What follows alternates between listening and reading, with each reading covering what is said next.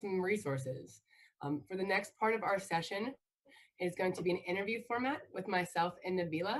So to begin, Nabila, would you please begin by telling us a little bit more about yourself and how you were diagnosed with a bleeding disorder?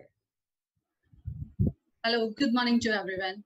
A synonym for rare is extraordinary, and yes, I'm rare, but I'm also extraordinary. My name is Nabila Hussaini, and I'm para-hemophilia with factor V deficiency, and I'm staying in Ahmedabad, Gujarat.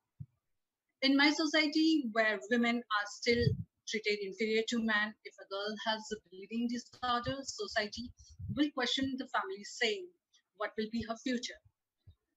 So as a female with factor V deficiency, I had to face many hiccups in my life where, as I was access proper treatment, which is still prevailing. When I was 8 months old, I fell from the bed, which resulted in a cut on my lower lip, causing profuse bleeding. At the time, doctors were not yet aware of hemophilia and its treatment. When my bleeding did not stop, I was brought to the KM hospital in Mumbai and was diagnosed as factor V. During the past 8 years of my volunteership as Assistant Regional Coordinator and Communication Coordinator of Women's Group of Factor V, I have seen that new developments in the care of people with bleeding disorders, especially in the treatment of hemophilia, gender equality, and outreaching have now been incorporated in the developing countries within the bleeding disorder organizations, which is highly applaudable.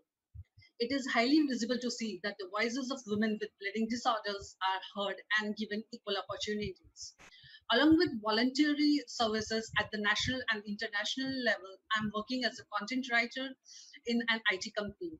And I hope today's discussion will definitely make my voice loud and clear as a female with ultra rare deficiency bleeding disorder.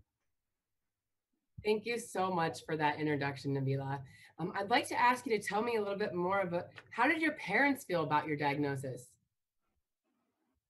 So when my parents came to know about my bleeding disorder, they went through very emotional time. At first, they were very shocked to know about this, as before they never had about hemophilia. But gradually, they became strong and were determined to face the challenges due to hemophilia and to make the most of life. When other family members came to know about me having hemophilia, they started showing sympathy towards my parents. But both my mom and dad were strong and said no to sympathy from the people, because sympathy sometimes makes people weaker. And my parents do not want their daughter to get weak emotionally, and so they raised me as their son.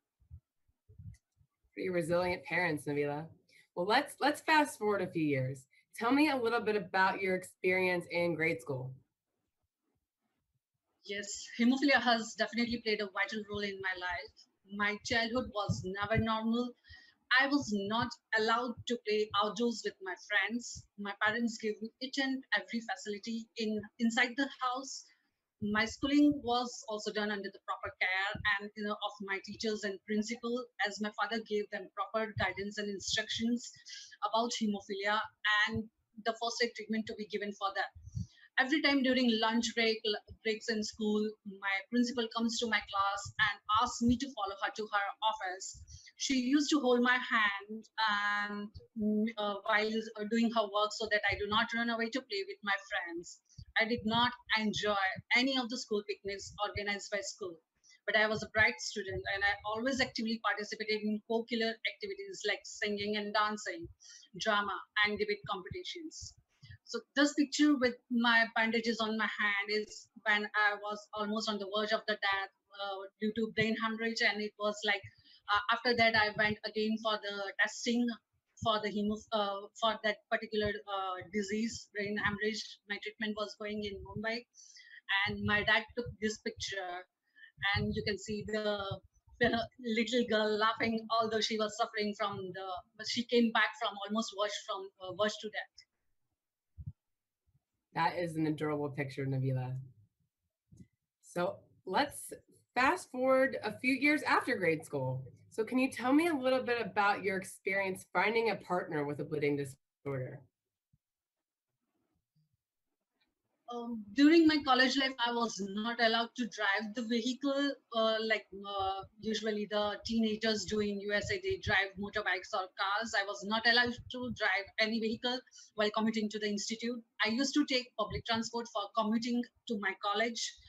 This way, I completed my graduation, my education with flying colors, and obtained a degree in commerce and education as well. Due to hemophilia, like many personal problems also arose in my life. But in my life, like divorce, as my parents are very well versed with the difficulties that a caregiver has to face, they never thought about my marriage. But one fine morning, a family friend came in the proposal of marriage for the son uh, and guaranteed my parents that I will be in the safe hands as they have seen me since my childhood. Although they knew about hemophilia and problems related to it, my parents were like very transparent, and they advised them to visit my hematologist to make sure that there remains no doubt. But as life is very uncertain, I do not had any bleeding episodes in 6 months before my marriage.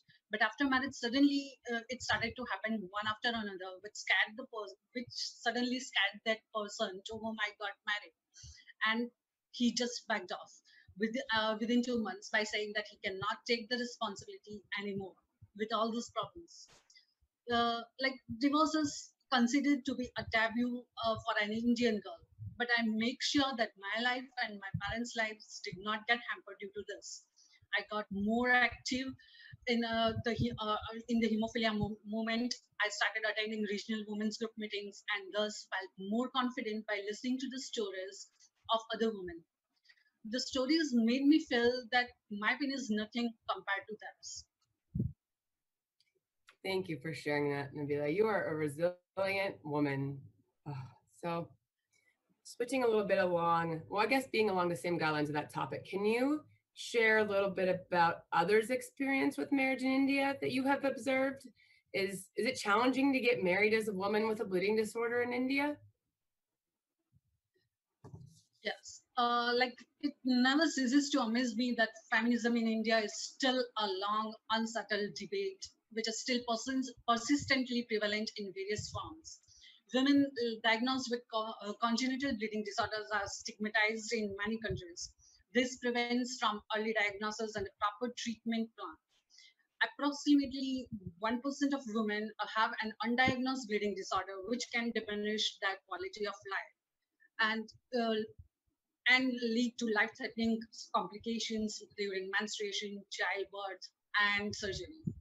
As mentioned, as I mentioned earlier, that divorce is a taboo, and for many women in India, many parents do not want to disclose their daughter's bleeding disorder while looking for a partner for her, as they are scared that what if a person will not accept her or rejects the proposal.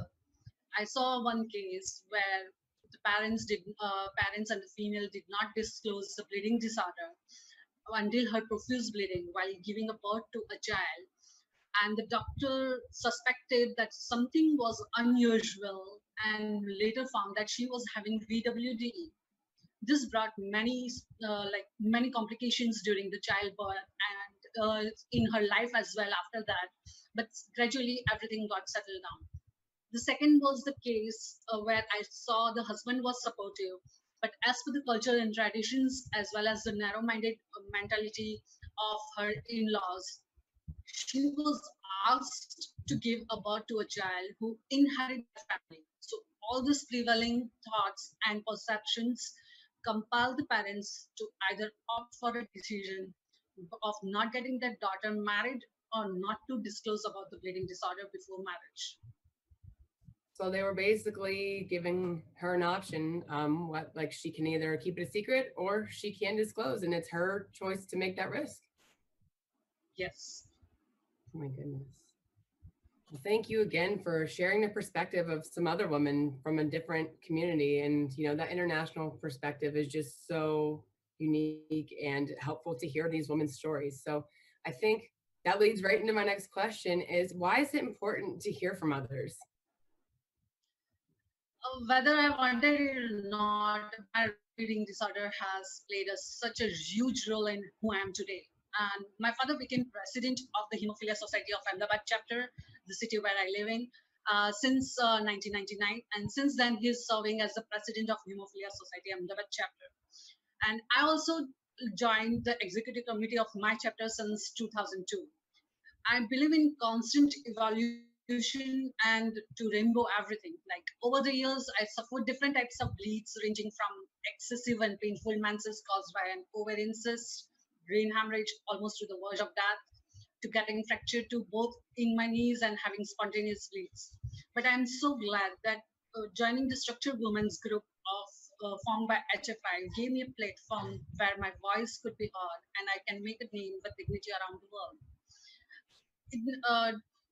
I got actually involved in the hemophilia movement as due to all the problems in my life due to this hemophilia, I sometimes felt low and but looking to the problems of others, I feel that my pain is nothing as compared to theirs. Their problems are much more bigger than mine. And so looking to that, I became more strong and I was like very firm and determined that I will help my blood brothers and sisters because helping them gives me an immense inner satisfaction of giving back to the community as though that as in that I also can voice my feelings that I'm also a female with bleeding disorder and I'm helping my blood brothers and sisters. I couldn't agree with you more, Nabila. There's just something so special about this community and the bond that we all have. So my last question for you before we have a few minutes to do a Q&A after this, but I do want to ask you if you could go back to fourth grade Nabila, sitting in the office, having a teacher or someone hold your hand, that time of your life, what would you tell that girl today? So I will say that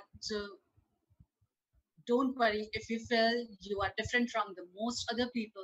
There is much more to you. There is much more to you than what others see on the surface. Being a girl does not make anything or hurry for you. In fact, nobody really cares about it except for maybe you. You have strong parents as your backbone, so stop imposing imaginary restraints on yourself and go catch the world. Oh, thank you so much for sharing that. And while I see this photo up here, would you mind just quickly telling me, go back one, keep going back if you can. It was the photo, but there was an individual in it I was going to ask you to highlight, but that's okay if oh, there it is. In the blues, can you just quickly tell me a little bit about the person beside you in the blue and the picture on the left? Yes. So, like, I was the girl who was not allowed to go anywhere without my parents. And but in 2014, I visited the Philippines, which was my first solo trip, and it was more like a culture exchange, skills learning, and enhancing experience. So, on the left side in the picture, the person is Andrea Trinidad, with whom I had stayed almost for the 12 days. And she was like, she made me feel like I'm living at my own house. Along with her, I visited the Haplos Foundation, Hemophilia Foundation, and the program organized by them. And on the right side, the picture, the members of the Haplos Foundations are there. They organized a wonderful program, and there I met many patients and their families and learned about their feelings and problems. It was wonderful experience where I learned many things and which helped me to explore my strengths and allowed me to work on my weaknesses to overcome them. So to reiterate your point, community is key here, huh? I just think that meeting folks from other parts of the world, even if you're from other parts of the world, right, you just form that bond immediately. And that's just something so special, I think, in this community. So we do have a few more minutes left, and I'd like to take the rest of the time to ask Nabila and Dr. James a couple questions. So Nabila, if you wouldn't mind, would you mind clicking through your slides to the very last one? And if there's anything you'd like to say about your pictures before we ask questions as you click through them, feel free to say something. This is my chapter's World Hemophilia Day celebration picture, where we just took out a rally and we created awareness in the people by writing the slogans about hemophilia and everything on the flashcards. And it was a really wonderful experience when people asked us that, what is it about? Can you please guide us more about this? Because we wanted to know more about this. So it was a really very good experience by sharing to people in general. That's fantastic. Would you mind clicking to the next one? Tell me about this And this, yeah, beautiful picture. thank you. And this is my last trip where I visited London and the Glasgow Congress. So it was like a wonderful experience where I learned that listening to others empowers and helps us lead to everyday lives without limitations. Listening to other stories enables us to be more realistic as they might give us useful and insightful information. We may learn something we didn't expect or didn't think about. Sometimes, like listening to different life experiences motivates us and we understand them and feel their pain. So I think storytelling is very important, which the bleeding disorder organizations can implement by publishing them in their monthly chronicles or brochures. I would agree with that. Thank you so much, Nabila. So if you wouldn't mind clicking to the very last slide. That's it. Perfect. And we're just going to leave that up there while we do our brief Q&A. So with that being said, I'd love to invite Dr. James back. And Nabila, please stay with us. But I'm going to pose you both two of the same questions. And I would like Dr. James to answer first. And Nabila, if you don't mind answering after her. So Dr. James, the first question is, where does your passion come from? That's a big one. Yeah, from my patients. This is a really lovely group of patients to look after. It's very rewarding to have a woman come and see me in clinic and who, I mean, oftentimes there's tears in terms of the relief that somebody's actually listening to their bleeding history and taking their story seriously and offering them the chance for a diagnosis, because that's how you get to treatment, because we have such effective treatments for bleeding disorders. And so those experiences, I think, are what have motivated me to continue to work in this field and to say yes to invitations like your kind invitation to come and talk about this today. Well, thank you, Dr. James. We are really happy to have you at these events. You can really see the passion whenever you speak and when you work. So I was really excited that you were on board for this session. So Nabila, the same question, I'm going to pose it to you now. Where did your passion come from? The same thing, like when I see my father working since, because I'm a factor V deficient and I am not getting any factors, although he's dedicatedly volunteering himself as a president of the Hemophilia Society Ahmedabad chapter since 1999. And when I see the other patients suffering from pain and like what I have not suffered, they are suffering much more than me. So the passion, this gives me a very sense that I have to give back to the community by helping my blood brothers and sisters for doing something more, much more better, like some strong advocacy and like doing creating awareness and everything, whatever is in my hands, I can do it for them. Thank you so much. And then so this is the last question, and I'll start with you, Dr. James, and Nabila, you're going to wrap it up for us today. But my question to both of you is, what advice would you give to a woman with a bleeding disorder who is struggling to get a diagnosis? Yeah, that's a great question. I think use connections like NHF or the World Federation of Hemophilia.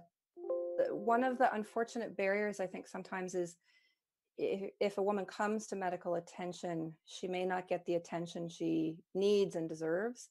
But there are many of us who are very passionate about doing this and who take great pride in providing care to women with bleeding disorders. So I think through organizations like NHF or WFH or the Canadian Hemophilia Society in Canada, you can find the names of people who are open to seeing these patients and who are going to take the problem seriously and who have expertise in treating heavy menstrual periods and in taking care of women so that they don't have postpartum hemorrhage. So that would be the advice I give if you come up against barriers, to look to the patient organizations to try to help you navigate through them. I would definitely agree that that's excellent advice. And you made such a good point about, even if you do get to see a provider, they could be dismissive and you still won't Yeah. get what you need from it. So it's very important to find that right fit for you and utilize the resources that you have. Yeah. Well, thank you, Dr. James. Nebula, what advice would you give to a woman with a bleeding disorder who is struggling to get a diagnosis? Yes, in order to improve hemophilia care and treatment for people with hemophilia and allied bleeding disorders, especially for female sufferers, first, it is very important to have an adequate treatment infrastructure with more trained professionals who should possess the capability to identify and test women for coagulation screening. Awareness and education programs regarding women and women with bleeding disorders should be conducted. And I would also say to be like more transparent and not to hide anything about one's bleeding disorder, not only in personal life but in professional life as well.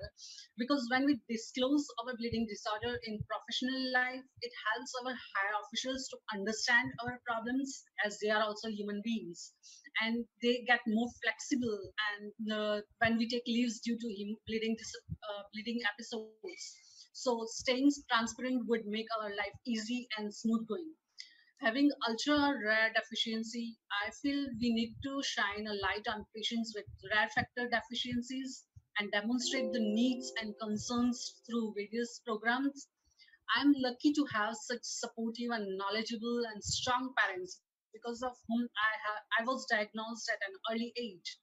But it makes me think of all the families with children with bleeding disorder who have suffered because they didn't catch it at birth.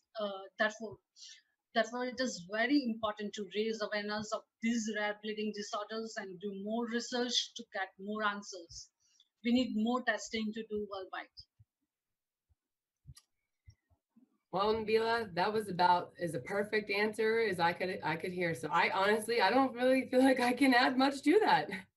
But with that being said, unfortunately, we have reached our time limit. So I'd like to just thank Dr. James, Nabila. I would like to thank you both for your time as well as all the work that you put into the session.